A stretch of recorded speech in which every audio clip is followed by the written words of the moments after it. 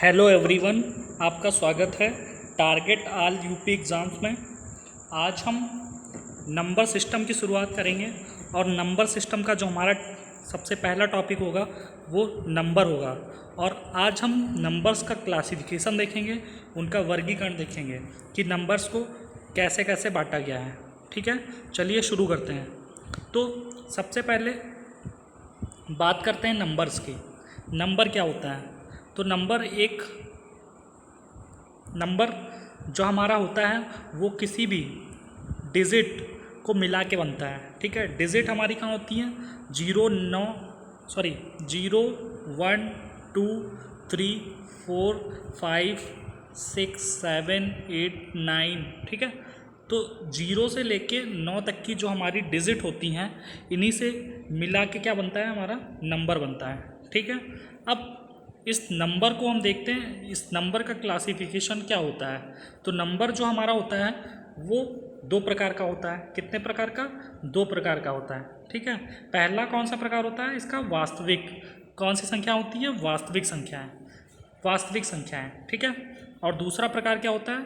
दूसरा प्रकार होता है इसका काल्पनिक संख्याएं या इमेजिनरी नंबर। तो वास्तविक संख्याएं पहला प्रकार कौन सा? वास्तविक संख्याएं। और दूसरा काल्पनिक संख्याएं। काल्पनिक संख्याएं। ठीक है, तो इस प्रकार से अब वास्तविक संख्याएं क्या होती हैं? तो वास्तविक संख्याएं जो होती हैं वो होती हैं परिमेय तथा अपरिमेय संख्याओं का दो जो प्रकार होता है उससे मिलके बनती हैं वास्तविक संख्याएं, रियल नंबर्स। ठीक है, रियल नंबर्स में वे संख्याएं आती हैं जो परिमेय तथा अपरिमेय दोनों होती हैं। ठीक है, और काल्पनिक संख्याएं होती हैं वे जिनको हम आई की फॉर्म में लिखते हैं, जिनको हम आई की फॉर्म में लिखते हैं। ठीक है, वो इमेजिनरी संख्याएं कहलाती हैं, जिन्हें सिर्फ काल्पनिक रूप से माना गया है। ठीक है, तो वो काल्पनिक संख्याएं कहलाती हैं। अब मेन हमारा है वास्तविक संख्याएं। हमें काल्पनिक संख्याओं से कोई मतलब नहीं है। हमारा मेन जो टॉपिक है वो है वास्तविक संख्याएं क्या होती हैं। ठीक है, तो वास्तविक संख्याओं का वर्गीकरण हम देखेंगे। तो वास्तविक संख्याओं का वर्गीकरण देखने से पहले वास्तविक संख्याएं क्या होती हैं? तो ये परिमेय तथा परिमेय दोनों से मिलकर बनती हैं। ठीक है, तो परिमेय संख्या क्या होती हैं? तो परिमेय संख्या वो संख्याएं होती हैं जिन्हें हम P अपॉन Q की फॉर्म में लिख सकते हैं। जिन्हें हम P अपॉन Q की फॉर्म में लिख सकते हैं। क्या कर सकते हैं? P अपॉन Q की फॉर्म में लिख सकते हैं। वो परिमेय संख्याएं होती हैं। और अपरिमेय संख्याएं वे होती हैं जिन्हें हम P अपॉन Q की फॉर्म में नहीं लिख सकते या रूट के फॉर्म में होती हैं। √3 √2 इस टाइप से होती हैं। वो क्या होती हैं? सब अपरिमेय संख्याएं होती हैं। ठीक है, क्या होती हैं? अपरिमेय संख्या होती है, या ऐसी संख्याएं जो अशांत होती हैं।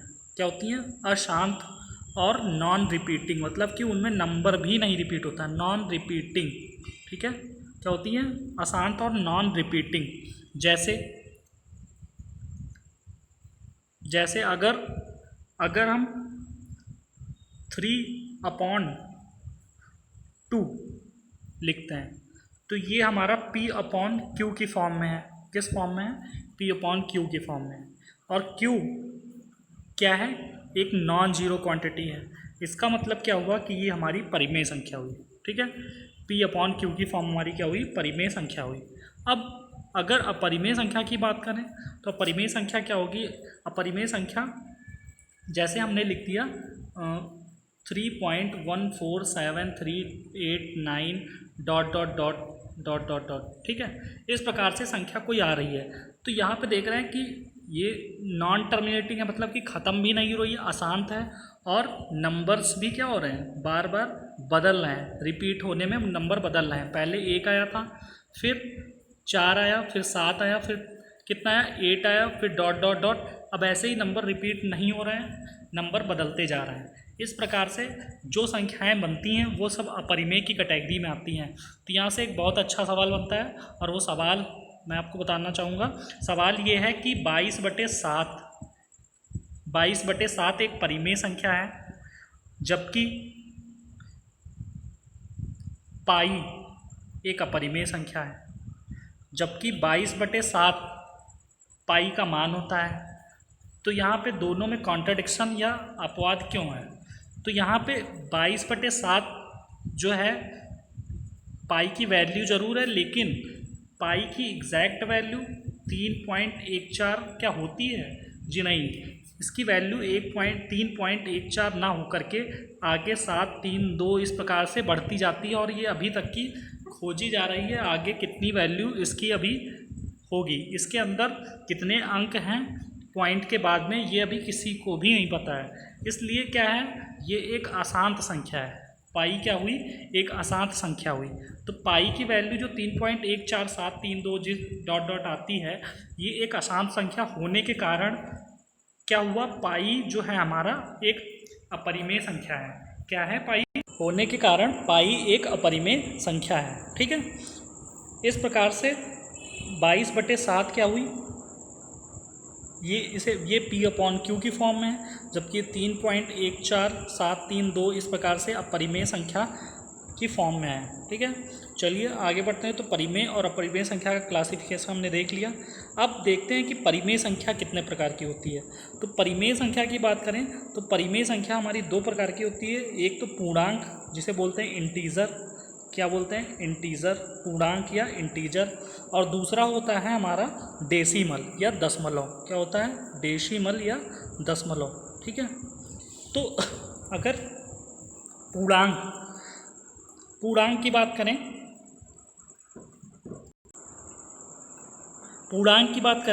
तो पूर्णांक के अंदर क्या क्या आता है? तो पूर्णांक के अगर हमारे धनात्मक संख्याएं आती हैं, ठीक है, शून्य आता है और ऋणात्मक संख्याएं आती हैं।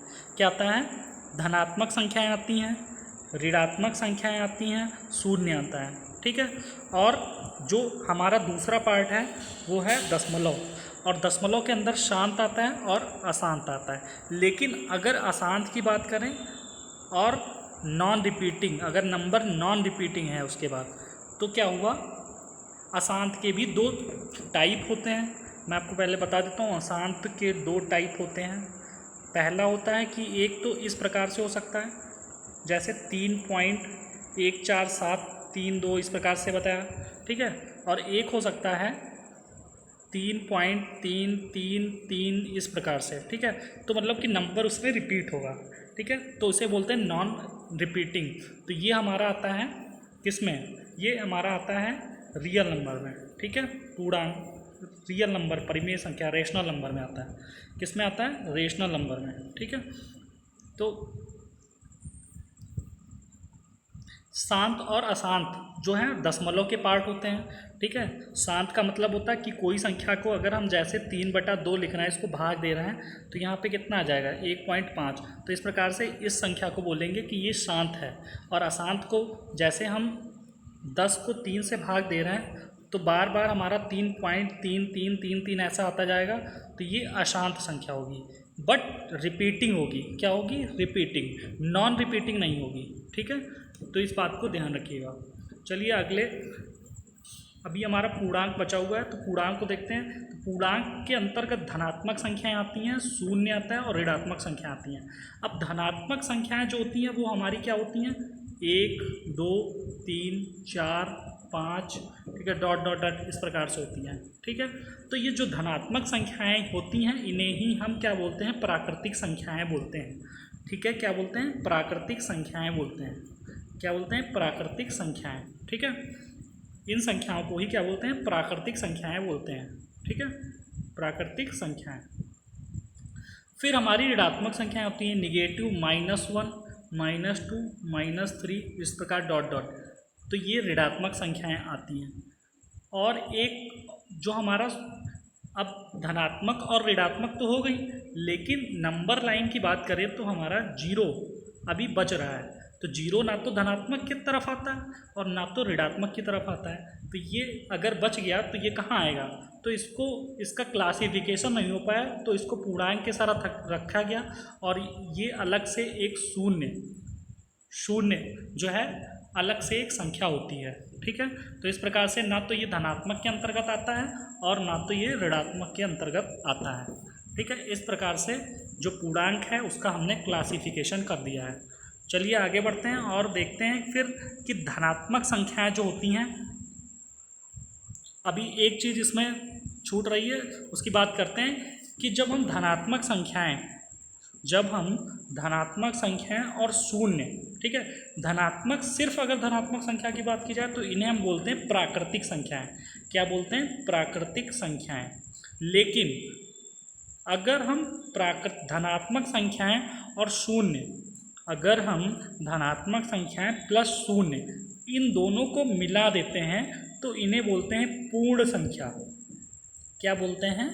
पूर्ण संख्या या होल नंबर्स, ठीक है, होल नंबर्स, ठीक है।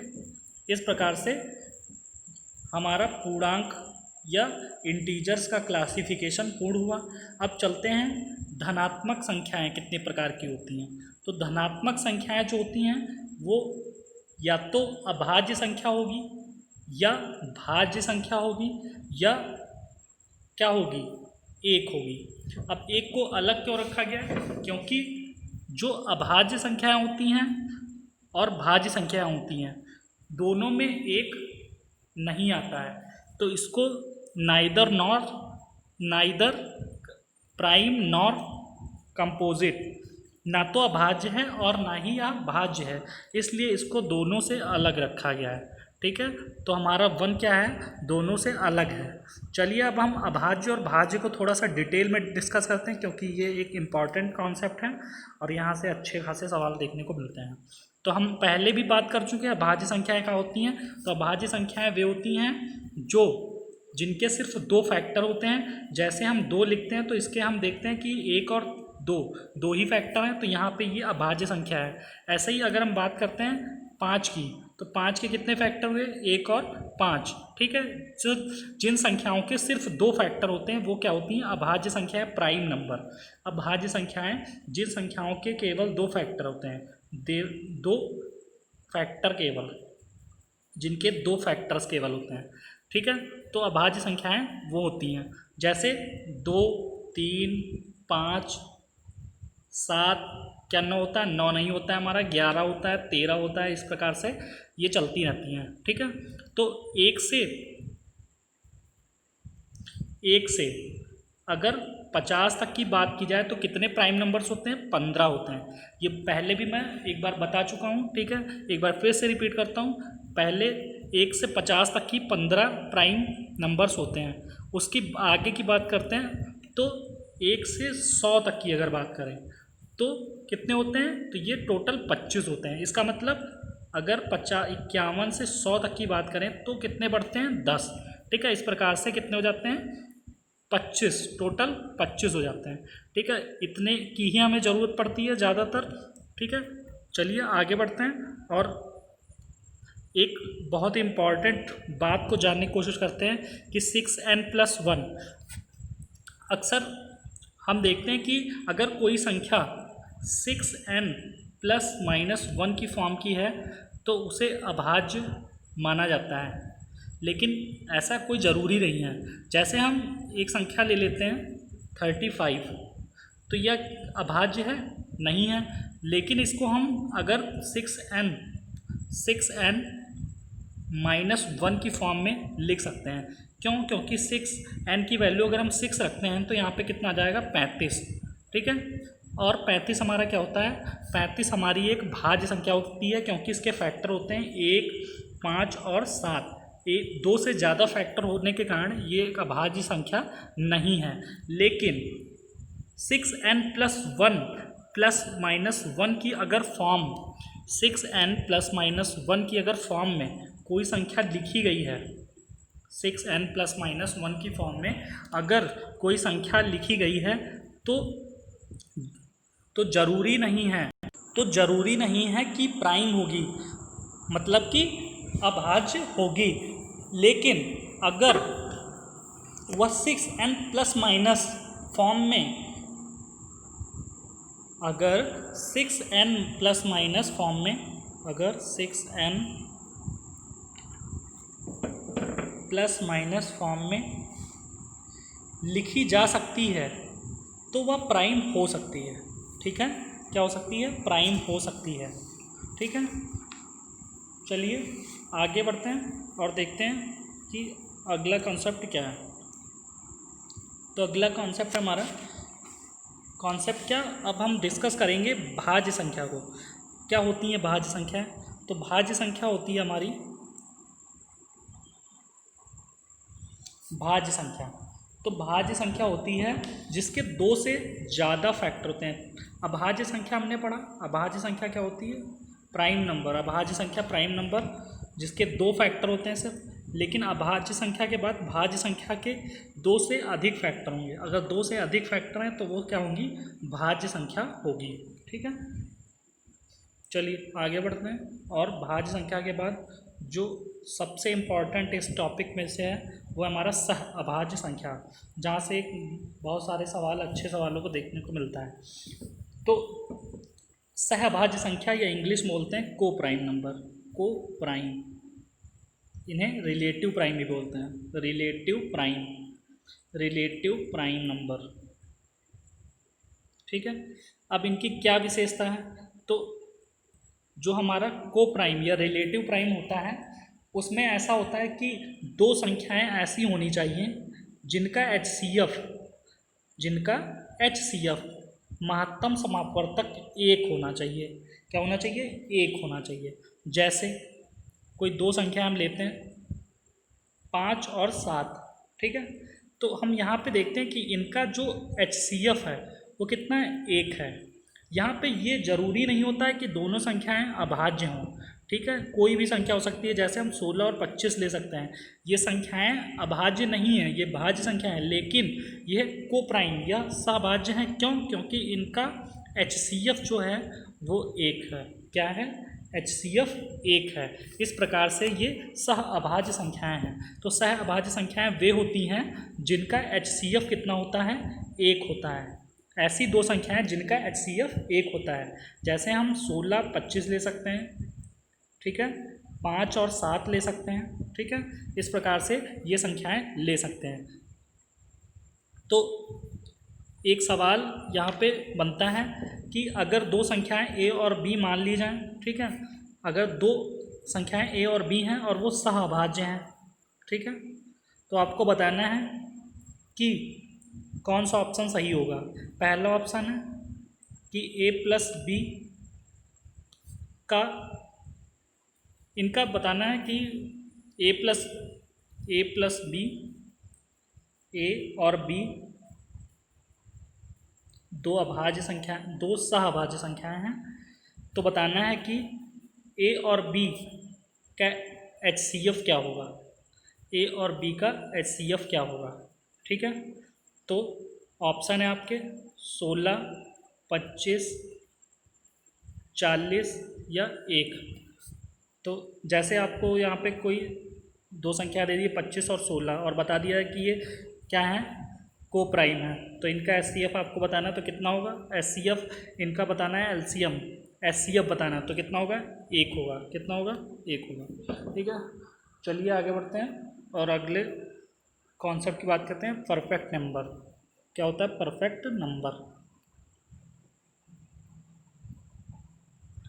परफेक्ट नंबर, तो परफेक्ट नंबर वह संख्या होती है जिसके फैक्टर अगर करें हम, जैसे हमने 6 ले लिया, तो 6 के अगर हम फैक्टर करते हैं तो 6 के फैक्टर क्या आते हैं? 1 आएगा, ठीक है, और क्या आएगा?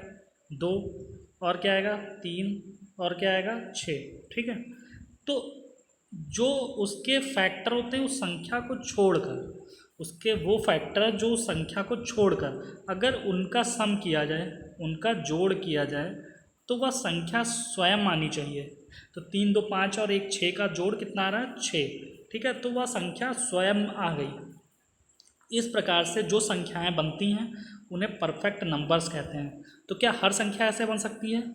तो देखते हैं क्या हर संख्या ऐसे बनती है।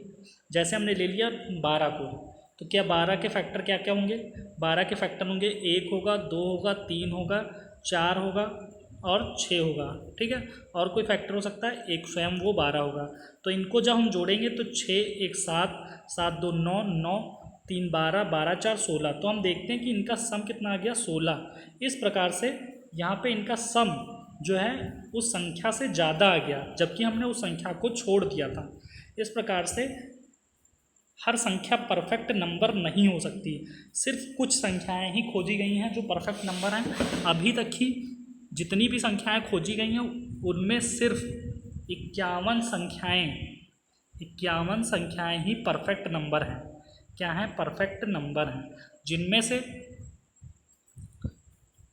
इम्पॉर्टेंट मैं बता रहा हूँ आपको, एक तो 6 होती है, एक 28 होती है, एक 496 होती है और एक 8128। ठीक है, 4 अंकों तक की इतनी ही संख्याएं खोजी जा चुकी हैं। ठीक है, यही सिर्फ परफेक्ट नंबर हैं। इसके अतिरिक्त 51 संख्याएं खोजी गई हैं अभी तक की। कितनी? 51 संख्याएं, टोटल 51 नंबर ही अभी तक की परफेक्ट नंबर खोजे जा चुके हैं। ठीक है, चलिए आगे बढ़ते हैं, देखते हैं क्या होता है ट्विन प्राइम। क्या होता है ट्विन प्राइम? तो ट्विन प्राइम, तो इसका नाम भी ट्विन प्राइम, इंग्लिश में भी इसे ट्विन प्राइम बोलते हैं। तो ऐसी दो संख्याएं, जैसे हमने को प्राइम पढ़ा, उनमें दो संख्याओं का HCF क्या होना चाहिए? 1 होना चाहिए। कुछ ऐसा ही मिलता जुलता कॉन्सेप्ट है इसमें, लेकिन इसमें प्राइम नंबर, इसमें अभाज्य संख्या। ठीक है, ऐसी अभाज्य संख्या होनी चाहिए जिनका अंतर 2 होना चाहिए।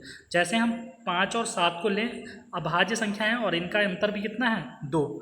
ठीक है, ऐसे ही अगर हम 11 और 13 को लेते हैं तो इनका अंतर कितना है? 2। ठीक है, तो ऐसी दो अभाज्य संख्याएं जिनका अंतर 2 हो, ऐसी दो अभाज्य संख्याएं जिनका अंतर 2 हो। तो 1 से 100 तक की ऐसे कितने जोड़े बनते हैं? तो 1 से 100 तक की ऐसे 8 जोड़े बनेंगे। ऐसे 8 जोड़े बनेंगे। जोड़े कैसे? जैसे 5 और 7, ठीक है, फिर 11 13, इस टाइप से जो जोड़े बनेंगे, ऐसे कुल 8 जोड़े बनते हैं ट्विन प्राइम के। ठीक है, चलिए आगे बढ़ते हैं और आगे देखते हैं कि अब हमारे पास कुछ नोट हैं और जो कि एक बहुत ज़रूरी नोट्स हैं। देखते हैं क्या है। पहला नोट हमारे पास है, पहला नोट है कि दो अपरिमेय संख्या का जोड़ परिमेय या अपरिमेय दोनों हो सकता है। तो बहुत इंपॉर्टेंट बात कही गई है कि दो अपरिमेय संख्याएं हैं। दो परिमेय संख्या कैसे ले सकते हैं? जैसे 3 + √3 और 3 - √3। ठीक है, तो ये क्या होगी? अगर इनको हम जोड़ते हैं तो यहाँ पे √3 कट जाएगा, तो यहाँ आंसर आ जाएगा 6। और 6 एक परिमेय संख्या होती है। क्या होती है? एक परिमेय संख्या होती है। तो पहला बात तो ये प्रूफ हो गई। क्या परिमेय हो सकती है? तो अगर हम दो संख्याएं परिमेय लेते हैं, जैसे हम √2 लेते हैं और √3 लेते हैं, तो अगर इनको जोड़ेंगे तो इनका जोड़ हम देख रहे हैं कि ये अपरिमेय संख्या है। ठीक है, इसका मतलब ये यहाँ पे बात प्रूफ होती है कि अगर दो अपरिमेय संख्या को जोड़ रहे हैं तो वो या अपरिमेय या परिमेय दोनों हो सकती है। ठीक है, तो नोट 1 के द्वारा हम इस बात को समझ सकते हैं। नोट 2 हमारा कहता है कि अपरिमेय संख्या तब परिमेय संख्या का गुणा अपरिमेय होगा। तो एक अपरिमेय संख्या ले लेते हैं √3 और दूसरी अपरिमेय संख्या लेते हैं, परिमेय संख्या लेते हैं 2। तो यहाँ पे क्या ये परिमेय होगा? जी हाँ, 2√3 क्या होती है? एक अपरिमेय संख्या होती है। तो ये बात भी सिद्ध होती है कि एक अपरिमेय संख्या और एक परिमेय संख्या का गुणा क्या होगा? अपरिमेय होगा। लेकिन अगर हम दो अपरिमेय संख्या ले लें √3 और √3, तो क्या ये अपरिमेय होगा? जी नहीं, कोई ज़रूरी नहीं है, यहाँ पे परिमेय भी हो सकती है। ठीक है, तो इस प्रकार से इस कॉन्सेप्ट की बात खत्म होती है। चलिए, एक ये बहुत ही बढ़िया अभाज्य संख्या से संबंधित एक नोट है। ये नोट क्या है कि 3, 5, 7 अभाज्य संख्या का एक ऐसा सेट है जिसके आसपास के एक दूसरे की संख्या का अंतर 2 होता है। इस बात को इस प्रकार समझ सकते हैं कि 3, 5, 7, अगर 3 से 5 से 3 को घटाएंगे तो 2 आएगा और 7 से 5 को घटाएंगे तब भी 2 आएगा। ठीक है, इसके अलावा कोई भी संख्या लेते हैं तो 7, 11, अगर 7, 11, 13 लेते हैं, ये भाज्य संख्या है, तो यहाँ पे अंतर 2 नहीं आ रहा है। इसका मतलब ये भी नहीं हो सकता।